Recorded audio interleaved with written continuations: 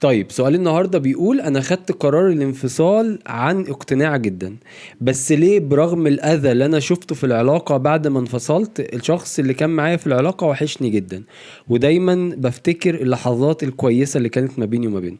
أوكي. في حاجات لازم ندركها كويس في فترة التعافي، وهي إن دي اسمها أعراض انسحاب. يعني دي بتحصل لكل الناس اللي بتحاول تتعافى من ألم الانفصال، فأنت مش لوحدك، ودي حاجة تطمنك شوية. تاني حاجة وحاجة مهمة جدا، إن الإنسان وهو في جوه العلاقة وهو في العلاقة بيكون عليه ضغط كبير جدا، بيكون شايف السلبيات كلها بتحصل قدامه أصلا ولامسها وحاسسها. فلما بيكون حاسسها بيكون سهل عليه ياخد قرار الانفصال، فبينفصل وبيبعد.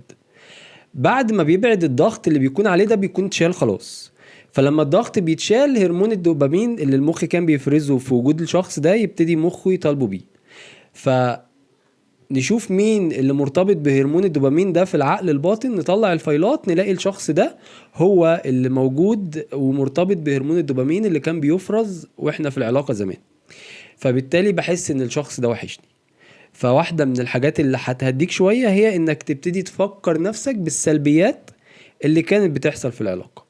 يعني الضغط اتشال من عليك فابتديت تنسى السلبيات وتفتكر الايجابيات بس. فمحتاج تجيب ورقة وقلم وتبتدي تكتب السلبيات اللي كنت بتشوفها في العلاقة، الأذى النفسي اللي الشخص ده سببه لك، علشان يبقى جواك صورة متزنة للشخص اللي كان معاك في العلاقة، وبالتالي الدنيا معاك تبقى أهدى والمشاعر دي تروح.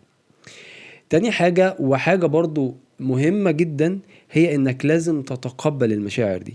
لازم تتقبل المشاعر دي لفترة عشان تخرج من جواك، لان رفضك للمشاعر بيخليها مستمرة جواك.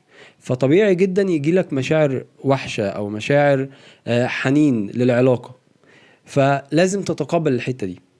تالت حاجة محتاج تفرق، ودي بقى نقطة مهمة جدا. محتاج تفرق هو اللي وحشني الشخص ولا الاحتياج اللي كان بيقدمه لي الشخص، لان دي تفرق قوي. لان مفيش شخص بيوحشني، لان لو الشخص ده كويس وبيوحشني فانا سبته ليه؟ فانا دايما الوحشة او الحنين بيكون للاحتياج اللي الشخص ده كان بيقدمه لي، وابتدي اشوف الاحتياج ده ايه وازاي اوفره من مصادر تانية من غير الشخص ده. فبالتالي بعد فترة صغيرة هتلاقي نفسك الاحتياج ما بقاش وحشك، لانك قادر تلبيه لنفسك من مصادر تانية.